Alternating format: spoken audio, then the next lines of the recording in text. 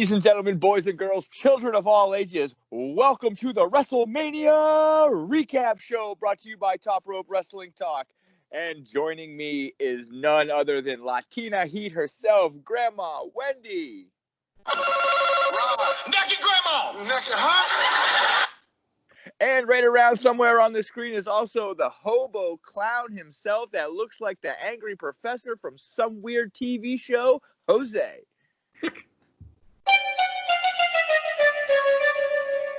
And also, as always, the soundboard extraordinaire, the master of nothing, Dom. Hey, What? Yo. Wow, that was actually kind of freaking cool. Like that, the mix, I like it. And then there's totally unintentional. And then there's me, the MJF Mark, the high class one, the only Bruce. That almost sounded like a boo. I am better than you. Yes, I am. So, ladies and gentlemen, we just got done with 2 days of WrestleMania. And the Raw after. And the Raw after. Yes, the Raw after. So, what do you guys feel about the 2 nights of WrestleMania? Well, you know, I thought that the easiest way that we could do this, at least to start things off, would be to just go around and give the good, the bad, and the ugly.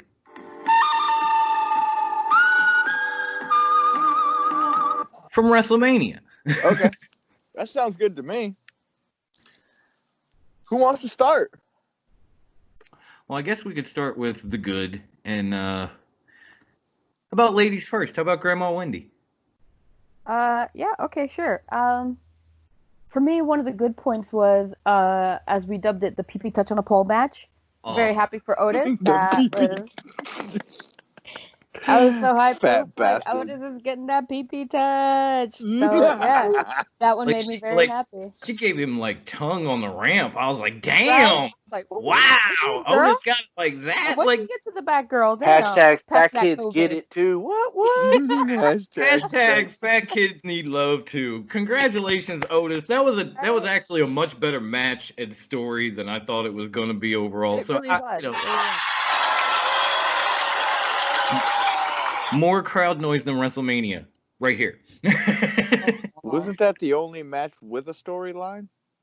No, there were a few. I mean, Owens and Rollins had been building right after Survivor Series through the Royal Rumble all the way up to their match. Taker AJ had a little bit of build. I'm thinking about Drew and Brock had a little build, mostly them just coming out and hitting each other with finishers, but it was build. Man, outside of that, maybe Sammy and Daniel. Now I'm pulling a Grandma Wendy. I'm putting people in matches that don't belong in matches. I'm like, Sammy and HBK. I mean... the guy with the hair, the one with the thing and the... There were a couple. It wasn't easy considering the circumstances, but there were a few that had some build to it. A few of them were just completely... hey, let's just throw a dartboard. All right, Aleister Black against Bobby Lashley. Go. I forgot that match even happened. I didn't even watch that match. So why the fuck are we having this match? So, Jose, what do you got for good, buddy? I'm sorry. Let's get back on track. I need the Jeopardy more. I really did like the Edge and Orton match. My only problem with it was it did kind of go on a little long. Yeah. Forever. just cat going. But I will watch that match 100 times over between the trash yard match. So I'm straight. Well, we'll get to that. We're on the good. We're on the good. I'm pretty sure y'all gonna say it's good. So my good. Honestly, it'd have to be Rollins and Owens. Yeah. That match was fucking sick. And look, I haven't been watching much Raw, and I haven't really seen the build of the Monday Night Messiah, but I kind of dig the fucking gimmick. I get rid of the other stupid shit with Buddy Murphy and AOP, and I kind of like the Monday Night Messiah. I'm sorry, I liked it. Kind I of liked like it the a lot Messiah. better. I liked it a lot better when it was Jeremiah Constantine. Jose put me onto that, and then we saw Seth Rollins, and I was like, "What? It's the exact same goddamn thing." Like Pretty it's much. the same shit. It's the same plate glass and the same sermons on the mount. Only his is in a ring, and Jeremiah's is in a YouTube studio, and he did it like 3 months before Rollins even started. So I gotta. It's what they my do. man. It's what He they do, follows dumb. Yes. Yo, the Rev follows us on Twitter. I'm gonna defend that man till I die. If Seth Rollins wants to follow, all right, maybe I'll change my tune. But until then, I'm sticking with Rev. I love you. Follow this man. Nah, but that match was. Match. I mean, there was a few more goods, but there was a lot. That was for me. Surprisingly, there was a lot of good in WrestleMania. I mean, still bad, but there was a lot of good, which I enjoyed. Yeah, the Owens man. Oh my God, Kevin 2 times after that. He beat Seth twice in one night, including the WrestleMania sign dive. Oh, that was sick. Oh, we got to bring that up because we're top rope wrestling talk. He went beyond the top rope for that shit. It's not like Bubba Ray put it on Twitter.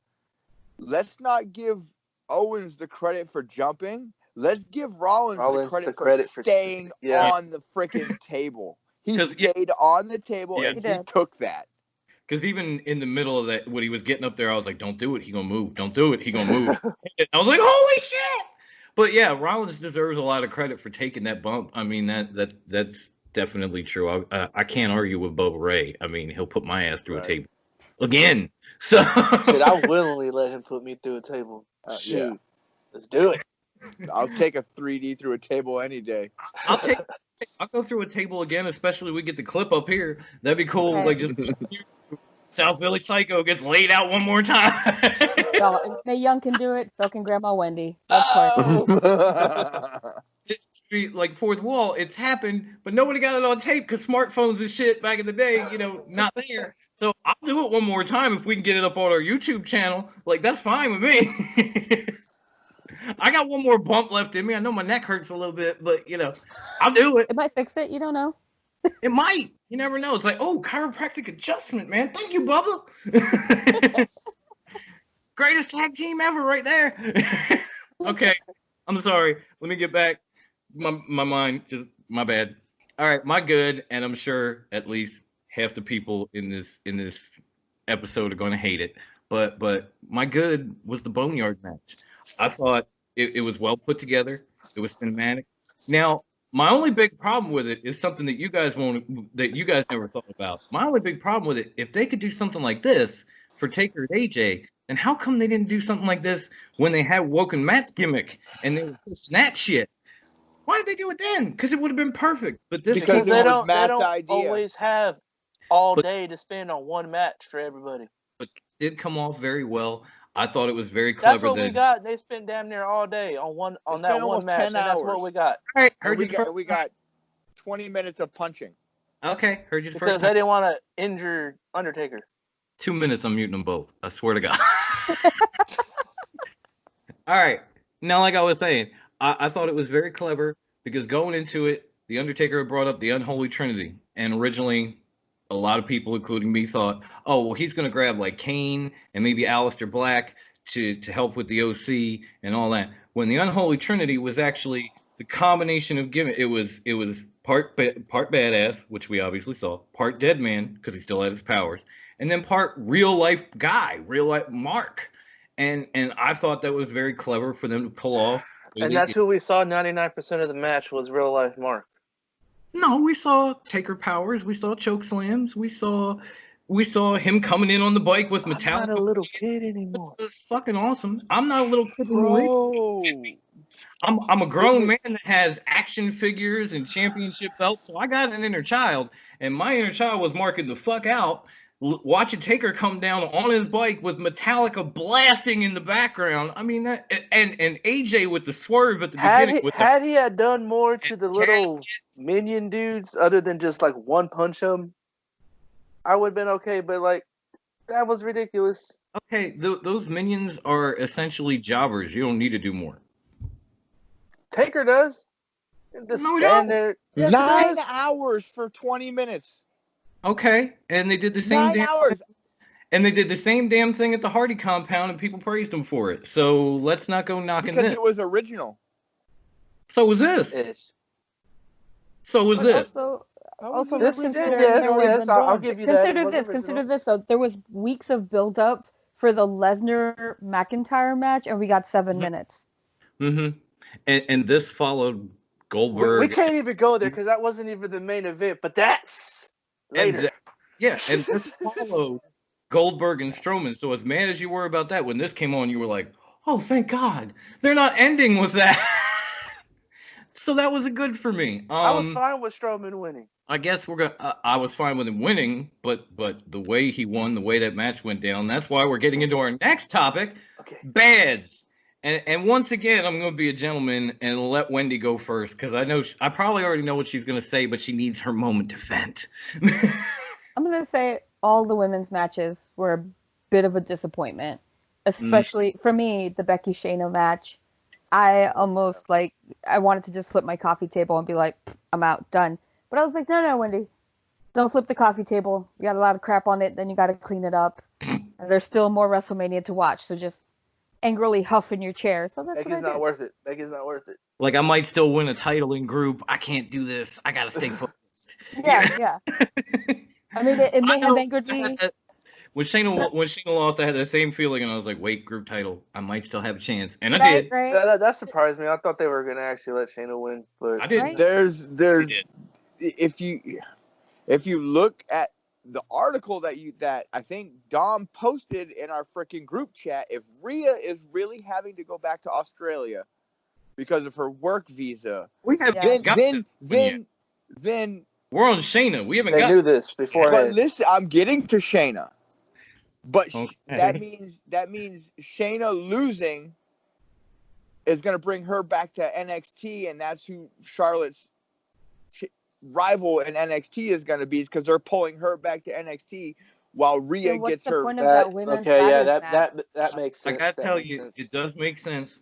But then last night on Raw, when they interviewed Shayna said, it took Becky's last breath to beat me, and I will get back in the ring with her, and I will take her title. Because once Rhea's able to get back, Shayna's going back. Yep. So to Raw. It at least looks like, for the time being, or unless they haven't taped anything else, Shayna's still going after Becky. But all of this is pre-recorded, so you could be right. I just wanted to get that part in just to cover all our bases, because somebody else will say it if I don't. Again, also, if that were the case, what's the point of the women's ladder match? That too. They might get For that the out number of the one way, contendership on NXT. I'm personally just happy that it looks like WWE is not shutting down, because they were talking about taking a break after WrestleMania due to all the circumstances and virus and stay at home. Dark plague times. But they have a SmackDown coming up. They had Raw last night. They're talking about and prepping for Money in the Bank already. So it doesn't. We all know if Vince can find a way, Vince will. We also don't know how many episodes they recorded previously. That is true. Just like AEW. Okay. Yes, I completely agree with both those statements. Facts. And apparently, Impact has also came out with a statement saying they were going to record empty audience matches things now too. I didn't see that one. That might be kind of cool. I think they could pull it off. Let's go to the high class one this time, and let's get your beta in and go from there. Oh my God, where do I start? Right, because there's much good. There was a lot of bad. For me, honestly, it was the Boneyard match. It's either that or I go with friggin' Braun and Goldberg. Okay, that would work too. But I'm going with I'm gonna punch someone for 20 minutes and then put him in a hole. I know that you're not the biggest Taker fan anymore to begin with, but he needs to retire. I mean, facts. I hate to bring this up, but we were just sitting here with Evil Evan last week talking about NWA, and you were the dude that literally said, "Oh, well, I love him because what's old is new." everything that they just did with Taker has never been done before. They never put it through the cinematic shit. They never gave him the Holy Trinity gimmick. They never played him out to Metallica. They did everything possibly new with a 3-decade-old gimmick. And you're like, oh, I fucking hate I him. mean, No, like they kind of did. No. What's old With- is new with NWA is it's the 80s show, but with new talent. I know, but you literally said, like, what's old is new. The They took Undertaker. something old How and made Doc, it as how new many as years they have possibly could. how many years have we been doing this, and how many years have I said that man needs to stop fucking wrestling? I understand, but Ever since I've known you. how many years did he have a match like this? How many years did he come out to Metallica? How many Dude, years did he have all 3 of his It gimmicks? was a fucking TV show. It was filmed in 9 hours. There was fucking takes. It wasn't a real goddamn match. Fuck Wasn't off. supposed He to needs to be. retire. It was what AJ Styles wanted. I'm gonna get you in No, your it's what match. Taker wanted. No, this Did isn't. you listen It's to the Taker's promos? match. Did Taker, you watch it's the build Taker. on the way up? Did you hear AJ Styles say, "I'm gonna put you in the ground before your wife does. I want you in your backyard." He said that shit. That's the build. I'm not talking about real life. I'm talking about the build to it and the execution. All of that was new. And it's like, oh, fuck that. It's a buried alive match outside. But it was more than a buried alive match. It was a buried alive match outside. It was more than that, though. No, it wasn't. It was. It was a buried alive. You go Awesome. back and watch Mankind That's Undertaker so buried alive more inside arena, than just and a then you buried watch the alive Boneyard match. It was the same thing, but outside. Outside was Actually, special the effects. Mankind Undertaker buried alive match was much better because it was an actual fucking wrestling match. Even the very end when AJ gets buried and his hand pops out Taker style. I mean, His hand didn't pop out. Taker left his hand out. no, his hand popped out. No, Taker left his hand out. Tape, he buried him, No, and then he at the was very deep in there, and then it popped out. plot, and He was AJ's laying there hand like, and then it popped out. did the whole Taker thing. So the old man couldn't even get the job done. It was perfect. He even put AJ Styles over before he buried him. He's like, "You fought your ass off. Most people can't give me a fight like this. I've been Yeah, with he fought his ass off. He was the only one.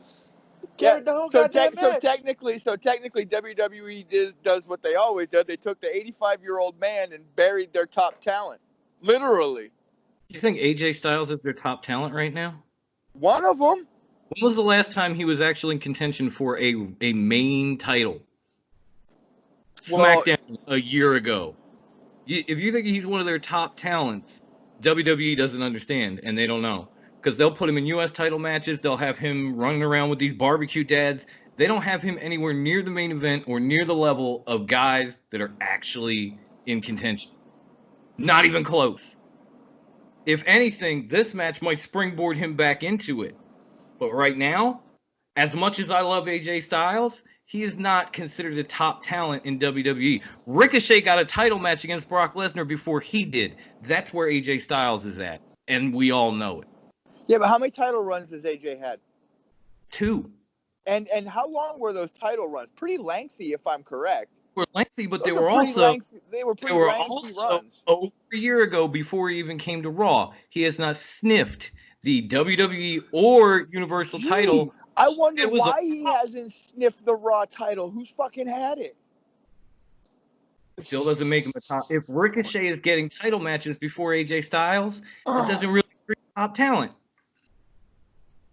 They're trying to give everyone what they wanted, something different.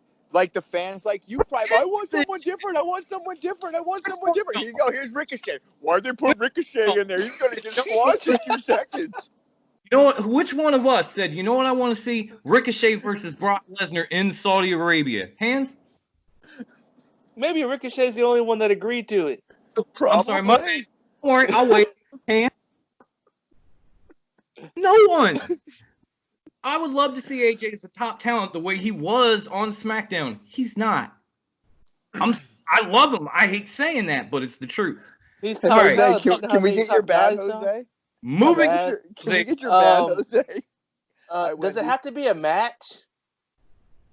I guess not. I mean, Because what the hell was up with Kofi's hair? Oh my God, yes. It looked like the trolley sour worms. It really was. My wife said gummy worms, but you guys were like Yeah, they look like the sour worms. That would have been like number 1 and number 2 answer on the survey. That shit was ridiculous. Like he went to full on like Simon Phoenix blonde for a while, and then going into Mania, he did like the weird pink and purple. Well, you know what? No, Rhea losing, that pissed me off. That really pissed me off. But obviously, I guess. But I understand why. But then I go back and I'm like, well, then they knew beforehand. So why the fuck does it have to be Charlotte? Why can't it be somebody else? Well, it's like they knew Roman was pulling out, but they weren't telling you Roman was pulling out. Fucking Wendy, you sicko. I'm sorry. That didn't sound right. Let me rephrase that. They knew Roman was going to be out of this main event against Goldberg for weeks. But when you tuned into SmackDown, they were still promoting it all the way up until last Friday, the day before the match. And then they announced in the middle. Because they had already recorded all that stuff. But they had known, so you would think maybe they go back and edit some shit up or come out on YouTube. Because the kids watching don't know. But, well, by that point, most people knew because Roman had put out a video. Most adults knew who get on websites and look up that shit. When you're a kid, you're not going to look that crap up. Oh, I know, but if let's say you're a kid and you're a Roman fan. But that's their main view. That's who they're... You know, oh shit, Roman's in this match. Towards. But most people knew, and they weren't saying anything about it. So maybe they didn't have time. I don't know. I just found out that Rhea's work visa had expired, and she needs to go back to Australia. That was literally maybe an hour before we started this recording. So maybe that had something to do with it. You can't, unless we get like Triple H on with us, I don't think we're going to get any solid answers. That would be dope, though. I could gloat about one more titles than him. And that's when they should have put friggin' Bianca Belair in the match. They should have. They really should have. At first, no. But like they knew that Rhea was going to have to leave. They should have put the title on Belair. Belair should have beat Flair in the middle of the ring. And speaking of Bianca, if you guys didn't watch Raw, she actually got a call up last night. Yep. She went and had the whole crazy Teddy Long moment where the Street Profits were fighting Theory and Garza again, and then Zelina interfered, so she did, and then we had ourselves a 6-man tag, players. But that was all leading up to basically Bianca being called up to Raw and no longer with NXT. And I don't know about you guys, but like you said, maybe they should have put the title on her. It felt a little bit incomplete for her to get called up, considering she never even won an NXT championship. And that's why she should have been in that match. Oh, yeah. God. Now. Agreed. What if they're sending Asuka back to NXT? I wouldn't mind that at all. So we'll have Charlotte versus NXT at the next takeover. What do you mean, like have like Charlotte versus Asuka? The rematch? Well, Charlotte said that she was going to defend her NXT title on Raw, SmackDown, I don't know. And Asuka never lost it. It wasn't so. It was a little bit with Rhea, but when Shayna lost, I immediately flashed back to like a couple years ago when Asuka came in undefeated, won the Rumble, got to WrestleMania, fought Charlotte, and lost. And it was like from there, Asuka's career kind of just. And if that happens to Shayna Baszler, I'm going to shit a fucking brick because that woman deserves way better than that. I mean, if Ronda Rousey deserved all this push. Yeah, but apparently a lot of Asuka's problem was she wasn't willing to learn English or she wasn't learning English fast enough. But Vince has a big thing with promos. If you can't do the promo. Oh, no. But even guys, look at Shinsuke. He could sit there and speak English. You could understand him. He was even kind of funny about it at times. No speaker English. Yeah, but he took the time. And he knew it. And he still, still, he was like Asuka though. Like he won the Rumble, lost to AJ, and then, So whether you know English or not doesn't really seem like a big deal. It just seems like Vince McMahon. I won't assume. We'll move on. Let's go to I just had to get that out there because those are my people. Like I love Asuka, I love Shinsuke, and to see them kind of both have the same problems was like fuck. But on to uglies and gentlemanly behavior while I'm cussing and turning red. The world's greatest grandma, please give us your ugly moment or moments from WrestleMania, if you will. I was not a fan of the Willie G Strowman match. Mm. It was kind of boring. It was very boring. It was extremely, for me at least. I was like, the very matchup lackluster. the matchup of move Yeah. versus move. yeah. And then oh God, what was I thinking? It wasn't even the Lashley Alistair match. It was just Lana and her shriekingness.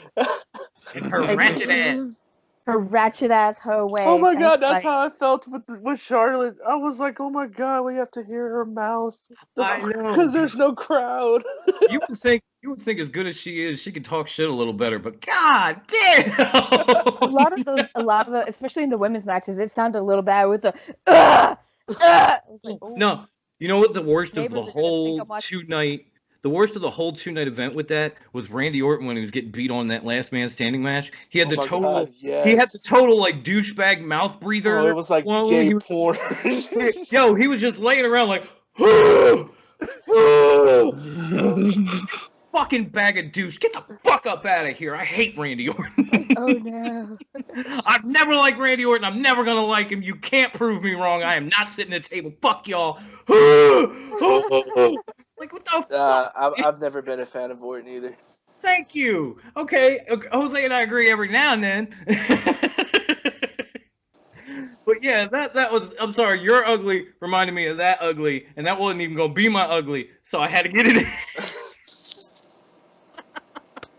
You have anything else, Grandma? I'm sorry. I think that's it. No, I think that's it. Okay, I'll let Jose go since he agreed with me. What was your ugly? Gronk ugly ass. Yes. Gronk, man, I swear, bro. And did you notice how he like swerved? How he swerved Mojo, and all of a sudden Mojo's running back out with the broken glass onesie on. Like he went from hype bro to broken mirror in 2 seconds. Like what gimmick does he have? Like No. They need to make up their mind. Mojo is like the 21st century Mick Foley. He's got at least 2, and they might give him a third one, and he'll just go from one to the other whenever he fucking feels like it. Hell, he might. Because the easiest thing for that would be like get Zack Ryder back with him. They never did that either. And then all of a sudden, like, you know, Gronk runs out with the 24/7 championship, and Mojo's got his one piece on with the broken mirror and the blood and everything. And you're like, wait a minute, weren't you just hyped yesterday? What happened? So I don't know, man. It's like the faces of Mojo now. We got 2 of them. We may get more. We got to keep watching to find out, I suppose. All right. Did you have anything else to add to the ugly pot, Jose? I'll keep it at one at a time. I'll keep it at one at a time. High class. Pick something from the ugly tree and give it to us. As momentous of an occasion and moment as it was, but Brock and Drew was fucking ugly. I watched it again before we recorded, and I was like, why? There were 2 things that I liked. 2 things I liked about that match. One was Drew actually getting pissed off, getting F5'd, and like kicking out at 1 on the first one, and just kept kicking. I was like, take him, motherfucker! Like it reminded me of. And I'm sorry, I'm from Philly, I can't help it. It reminded me of Rocky 3 at the end where Mr. T is beating on him, and in the corner you hear, "Oh shit, he's getting killed!" And then Paulie, his brother-in-law, says, "No, he's not getting killed. He's getting mad." And that was Drew McIntyre getting F5, y'all. Every time he did, it just pissed him off. I love that. And the second part was kind of like afterwards they showed the footage on Raw of him getting interviewed and Big Show coming down and challenging him to a title match and eventually getting it. Big Show main event at WrestleMania. Co-main event with the Big Show, but then he knocks off the Big Show after getting beaten down. And the first thing that happened, when I saw that happen, the first place my mind went was back to a certain wonderful superstar who not only beat Stone Cold, but The Rock for the undisputed title in the same night. We know him as the GOAT now. But back then, he was Y2J, and he was kind of in the same spot as Drew, only he was more of like the mid-Carter guy, you know, the guy that everybody like got behind and got over, but never really got to that next level until that night. And to see Drew kind of have that same sort of, you know, arc into contention and being in that top level at WWE was like, oh, Because I like you. I love him. So it just all feels like it comes together nicely. Other than that, match was fucking ugly. I agree. my whole thing, like, I'm stoked and I'm beyond happy that Drew has the title. He deserves it. He's earned it. Yeah. But like, you guys are all gonna fucking shun me and kick me off the fucking. But I'd rather have seen him lost and wait until SummerSlam or the next pay-per-view after that. Are for you him to kidding win the me? title in front of a crowd. No. I want him to win it in front of a crowd. I was about to boot your ass, and then I heard what you had to say, and honestly, I wouldn't have been mad at that either, because it would have been more of a momentous, like, big-ass moment had he won at another Big Four show in front of, 50, 60,000 people, and the pyro and the fireworks are going off, and he's holding the title on the top rope. Like, yeah, that would have been a much better moment.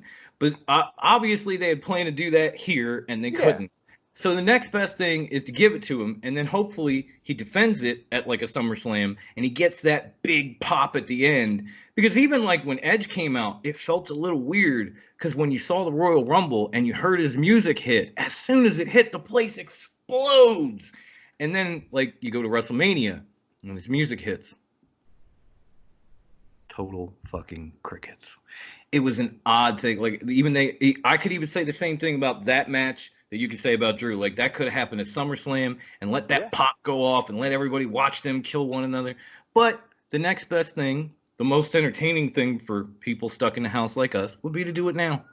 So I get it. Absolutely. But I totally get where it comes from, too. I'm happy that he's got the title. I'm just saying, like, I wouldn't have been mad if he lost and they waited. Is what I was trying to say. I said the same thing off air to a couple people, so I totally agree with you. I can't knock that. We might have disagreed about a few, but we're here on that.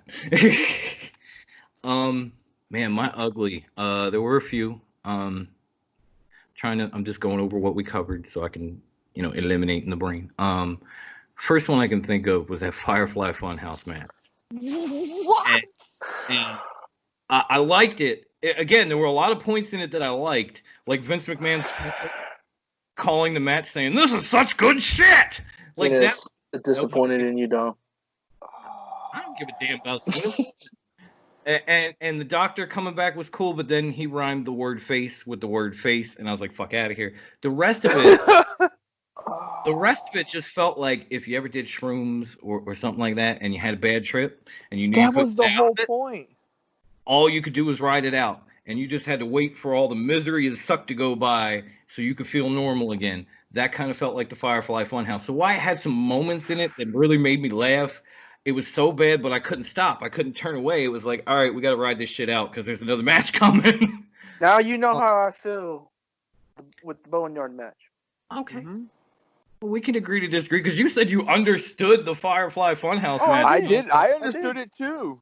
Both of y'all have smoked entirely too much weed. That's all. It has nothing to do with it. It has nothing to do with it. You have to look at it. The Funhouse is the mind of Bray Wyatt. It is the mind and sick and twisted mind of Bray Wyatt. That's why everything went the way it was. It was a progression through Cena's career and how he buried people and talent. That match was everything that we've ever said about Cena. True. Very true. It was just, there were some aspects of it that were just way crazy and beyond anything that we've seen from Bray. And I was like, I don't know about this, but let's just ride it out. But there were some moments in it, like, seeing his characters throughout his career, and then Bray going back to the old Hawaiian shirt gimmick and all that. Like, it had some cool moments, but overall it just felt kind of like, ugh. Him going back to the Hawaiian shirt gimmick was him basically saying, Cena, you buried my freaking career in that match.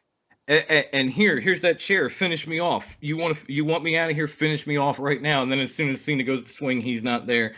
It was just weird to have like a whole ass match without a referee and John Cena disappearing at the end. That was a little odd. Were you not paying attention? I was paying attention. It was still there was a referee. There was no ref. He disappeared. Even people were asking me in the Bray Wyatt who won? And the Fiend are separate. Yes, they're two different entities. Bray was the ref. Fiend was the one in the match. Inside his head. This is all happening. But if you're two parts of the same person, you can't really ref the same match that you're in. When you're in the fun house. Okay. Either way, I thought it was odd. It just had some shit in it, and I was like, okay, let's get this over with.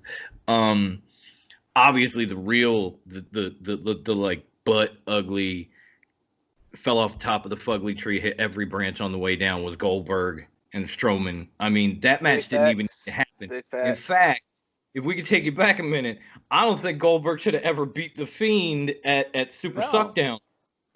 The Fiend should have just kept title, maybe defended it against Cena. The Fiend didn't need the title in the first place. That's where they messed up. He didn't, but he damn sure didn't need to lose to Goldberg, so we had this.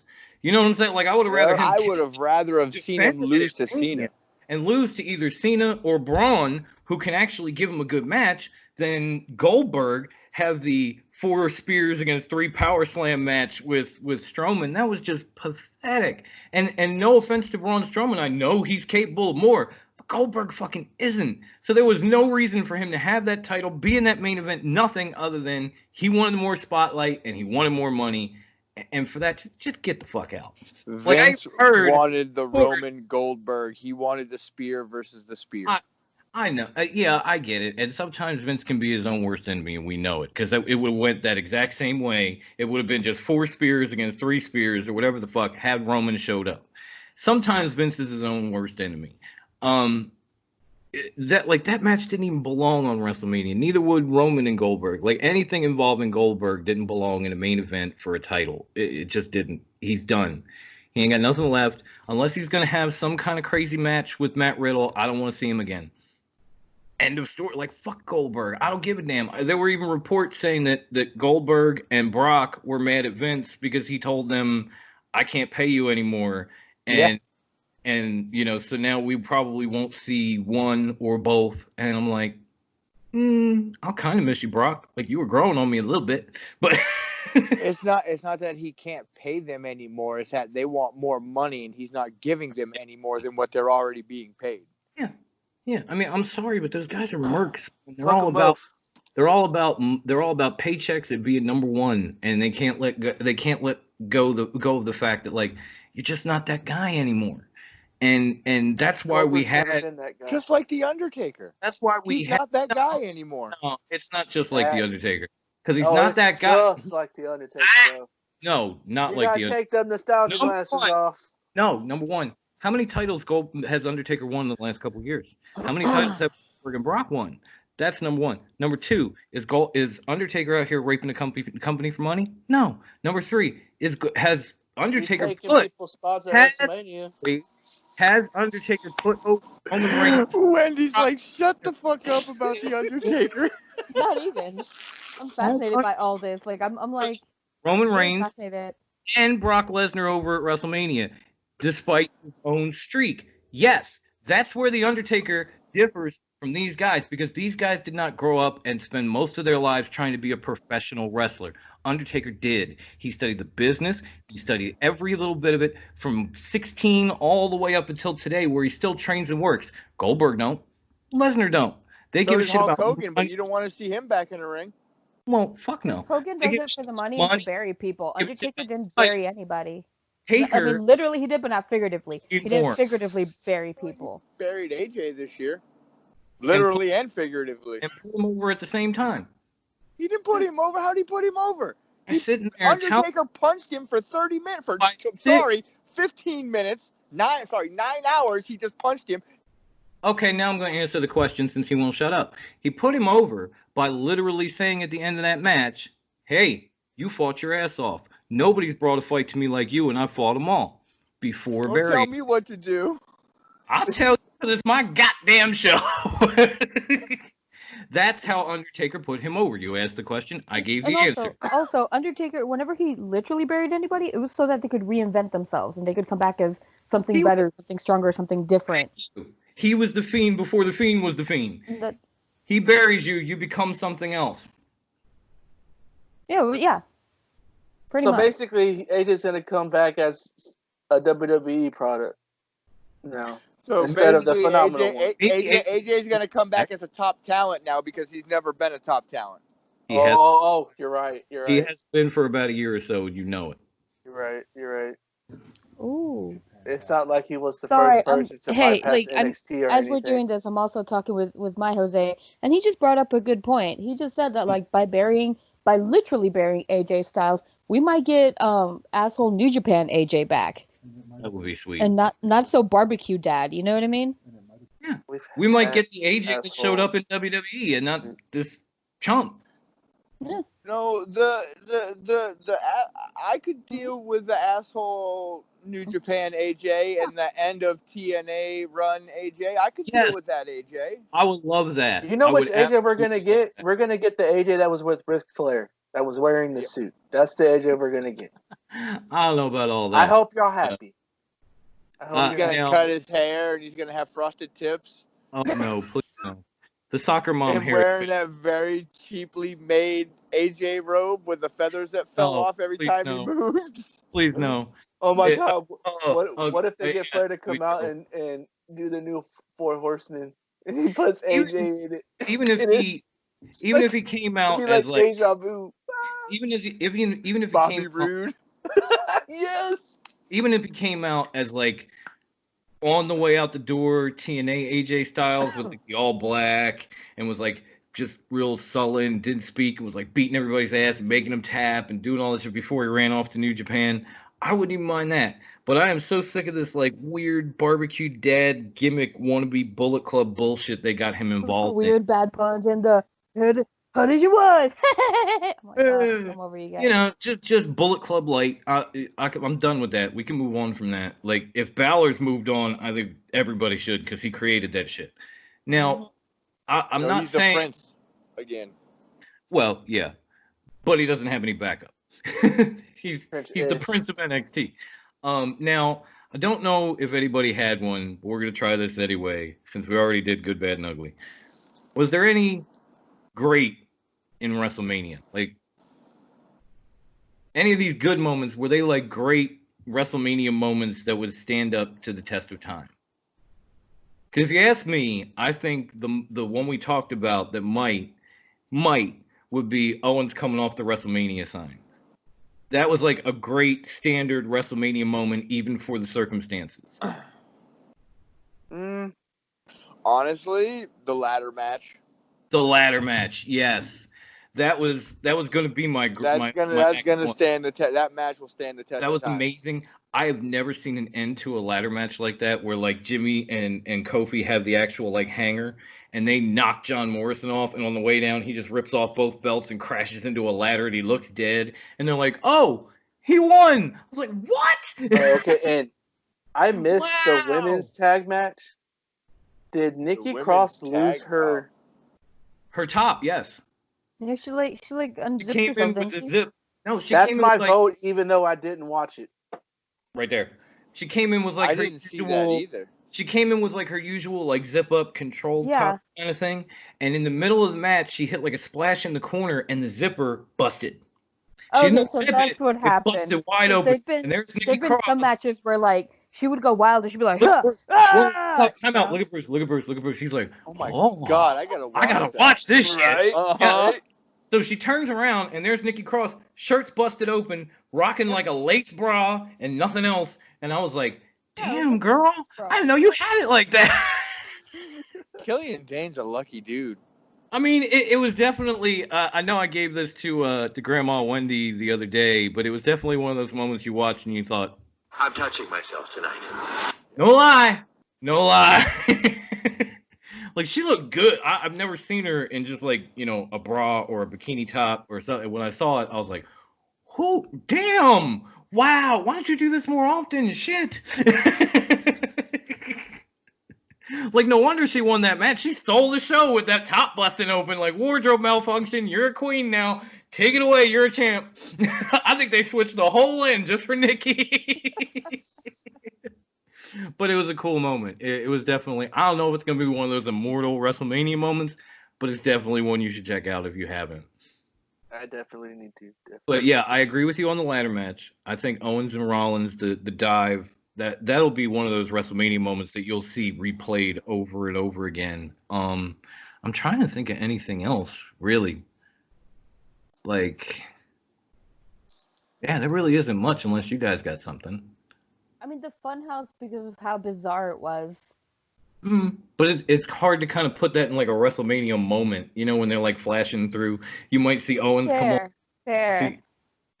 I mean, you might catch that last little bit where he had him in the Sister Abigail right before he disappears.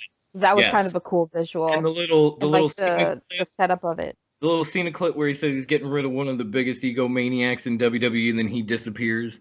Yeah. That part I was like, okay, I see what you're doing there. I actually agree. All right, that's cool. But I love the NWO part. That was pretty cool. Yeah. Yes, the NWO part was quite cool. Do you know why they did that? No clue. They're comparing him to Hogan and Hogan's selfishness of wanting to be a star. There's that, and there was they wanted also, to bring NWO back. Yep, they wanted to bring the NWO. WWE wanted to bring the new World Order back with Cena as the Hogan. Right. Yep. Okay, that makes sense. I thought it was just an homage because they were going to put the NWO in the Hall of Fame, and then obviously the Hall of Fame didn't happen. So maybe they just throw the NWO out there. It was their way. It was like a mix of both. Yeah. Yeah. Now, since we've gotten that out, was there any? Because I have one, but was there anything anything you thought going in like this is going to be a good match, and then it just disappointed the living hell out of you? Sami Zayn, Daniel Bryan. Thank you. Yes, that was going to be mine too. That was it right there, because we were talking about that match on the preview show, saying this could be the best wrestling match in the entire card either night.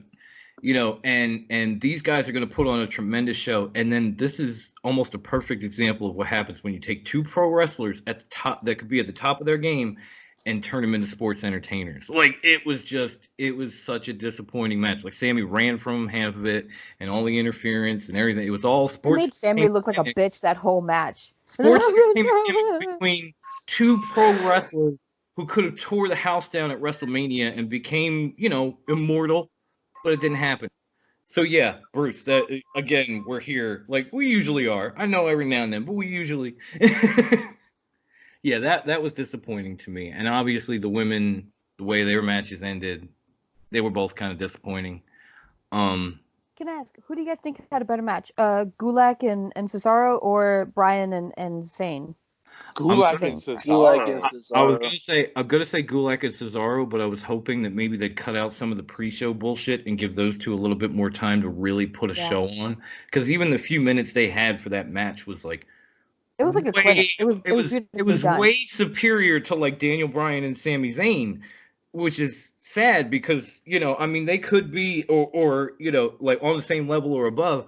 But they put on a show, man. I was enjoying the hell out of that, and then it ended so abruptly, and they went back to the usual spiels with everybody and the montages, and I was like, come on, man, give them a few more minutes. Let them show you what they can do. This is great, I want to see this. I don't give a shit what Byron Saxton has to say. Kick him in the dick again, so we can watch more of this.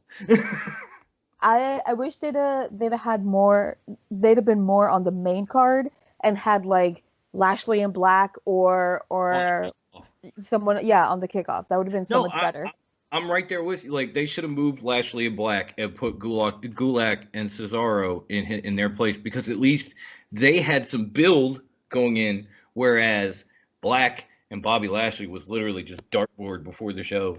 Yeah, pretty much. So and since you guys didn't see Raw, I want to fill you in on one small thing before you go, and you can go ahead after that. I'm sorry.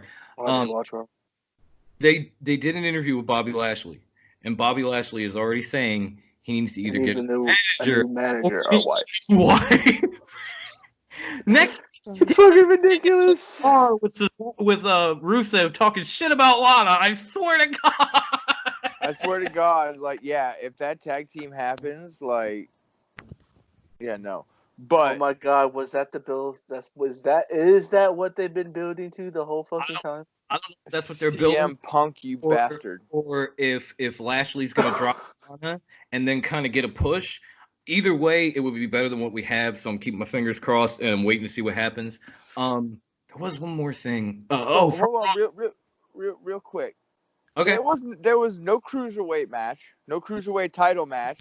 Nope. Is 205 Live even a thing anymore? Is that title even a thing anymore? they've moved the NXT. cruiserweight title to NXT, and they changed colors, and it's now the NXT Cruiserweight Championship. Yes. But they still do episodes of 205 Live on the network. It's just people don't think they do, so even less people watch now than they ever did. Oh, okay. It's sad. Wait, they really do still have like, 205 episodes? Yeah, the last episode, I think Kushida fought Tony Nese or something like that, because I saw a little preview of it on the network, the little block.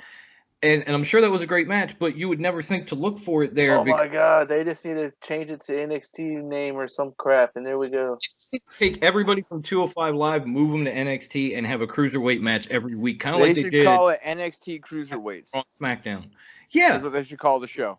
Yeah, and then and they're exclusive to NXT like 205 Live was to SmackDown, and just like on the card on TV, and then have their own show. Kind of do that, but do it with NXT instead. Now, the other thing from Raw that I actually really enjoyed, well, there were a couple of things, but the one that that really stuck out to me was this newfangled tag team, and I'm hoping they keep them together. It was Cedric Alexander and Ricochet. These two fucking guys are like amazing wrestlers. Oh my God, you and the flippy views. So throw them together as a team, and they gelled. I mean, they had a great match. I was really impressed. I'm hoping they keep that moving forward, because it would help Raw to build a tag team division if they had a few more actual tag teams and they didn't keep going with hodgepodge bullshit. So that's kind of cool. Hodgepodge things. What do you think Alexander and Ricochet are? They're a hodgepodge put together team, just like you said you didn't want. But they're also, they have other things for people they put together. Like Seth Rollins, they could do anything with, and these other teams they could do anything with. The only one that's really stayed together to this point is like Bobby Roode and Dolph Ziggler. The rest of them have all split up, really gone after, done their own thing, done whatever. So there was never a point. Putting these two together, they actually look and team up and have kind of like an instant chemistry. So it wouldn't be hodgepodge if they get themselves established as a tag team. It would just be one more contender to add to that division, which they need. So I enjoyed the hell out of that. Outside of that, Black versus Apollo Crews was like off the fucking charts. I'm sure it'll lead to nothing, but it was an amazing match. my boy Apollo, man. Oof. I know he's been done dirty as hell at WWE, man. In NXT, he was amazing, and he even had some storylines here and there when they gave him a chance, like a few years back with Elias, where he actually got to talk and kind of crack on Elias and made people laugh, including me. And then they just kind of went, okay, thanks, back to the bottom, go away. Cedric needs to go with his wife. Yeah, that would be cool. I would enjoy the fuck out of that. It would be nice to see guys like Cedric and Apollo get out and get established somewhere else, because obviously that's not going to happen here.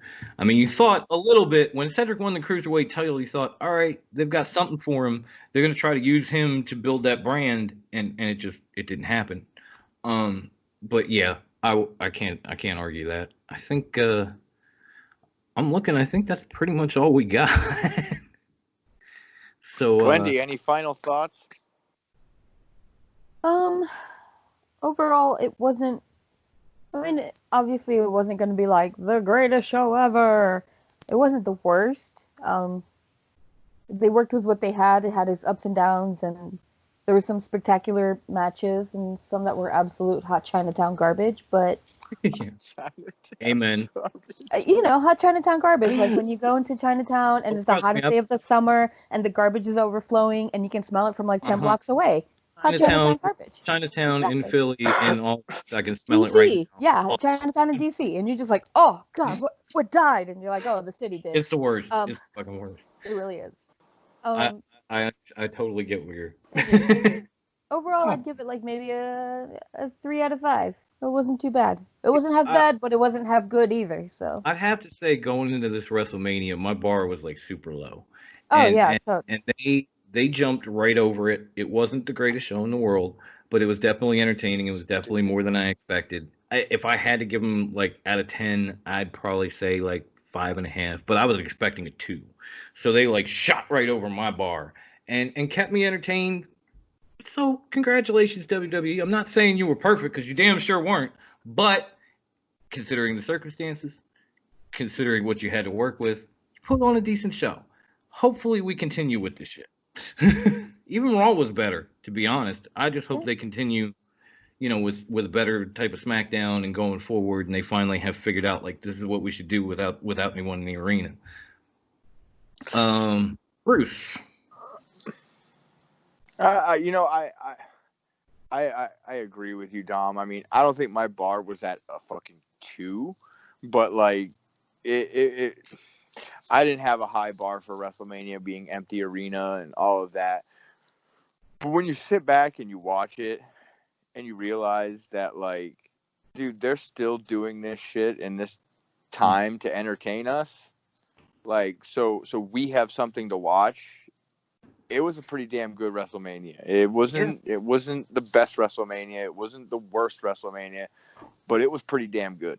Yeah, and but we still got it. Was the key. I mean, I'll give you points. My 5 will become a 7 because of COVID-19 and the fact that we still had it. So I'll give them bonus points for pulling it off in these times because that was amazing. They really did. Like times. They really did put together. Yes, they really did put together something good in the middle of all this for us to enjoy. Absolutely. So again, I know we shit on WWE, but it's not like we don't love them. I will thank you for doing this because we needed it at this time in these days, and y'all came through. Now with that, let's let the wonderfully fabulous puffed out hobo clown and his beautiful curls give us his rating and finish this out. Boneyard match aside, I loved it for what it was. I'm just gonna leave that fair enough. we had that conversation already. We ain't gonna beat the dead horse. How about Bruce? Do you want to give the social medias? I'll come back with the podcast. And then fuck yeah. So here it is. Fuck yeah. You can find us. You can find us on Facebook at Top Rope Wrestling Talk. We're a public group that we talk wrestling. Come join. Post anything you want about wrestling. Sometimes we get away with unrelated wrestling things, but very, very, very, very, very few. Very few. Just a little bit. We get away with non-wrestling related stuff, but come post what you want. Join our threads. Join our fucking forums and everything, and just come have fun.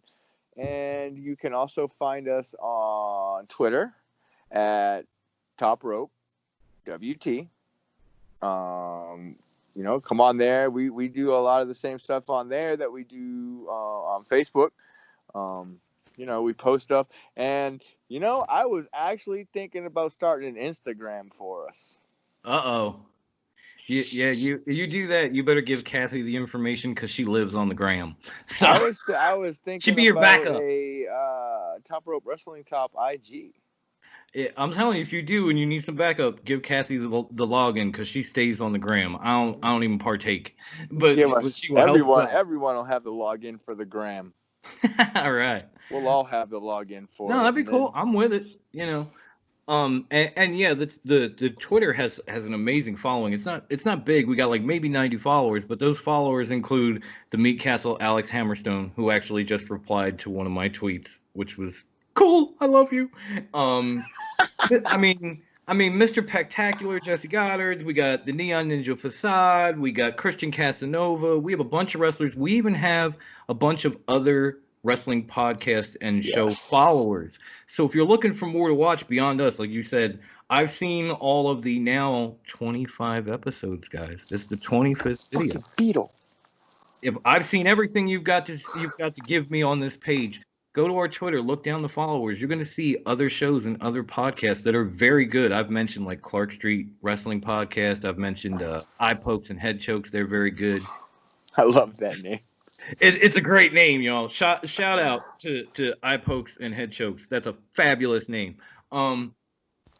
But there are a bunch of others too, and you will see them all at Top Rope WT. Just go to our followers. You'll see them. Follow them too. Listen to them too. Enjoy yourselves. Fill the void in what has become the sit at home ball. Just I'm sitting here. I'm non-essential. Okay, I'll listen to all these bastards.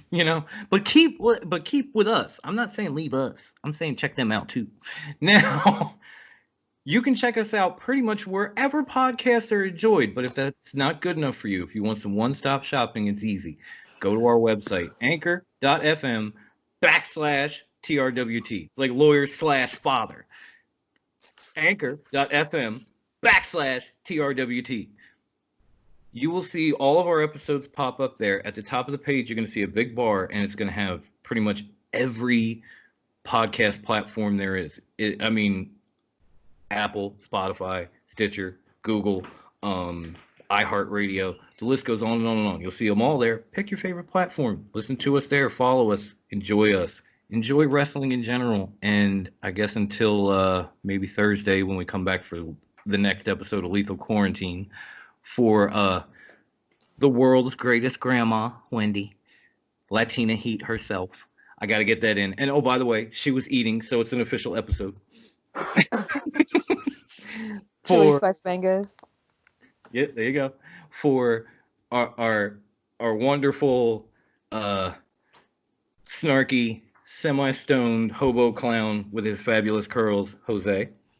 For the high-class one, which we can't have an episode without him, Bruce. And from me, never hear the end of it. From me, the one. All right, don't make me laugh. From me, the one, the only, the 15-time group champion now. Fuck you, Gain. The South Philly Psycho who reigns supreme. Dom. Thank you for watching. Stay at home. Stay safe. Check us out whenever. Follow these other podcasts. Wash your hands. Do the 5. Hit the like button and comment. Yes. YouTube. Like, subscribe. Leave the comments below and share the shit.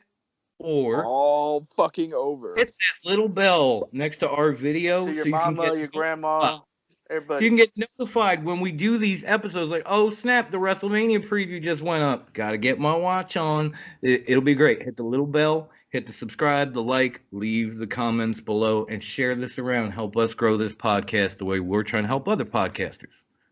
Peace.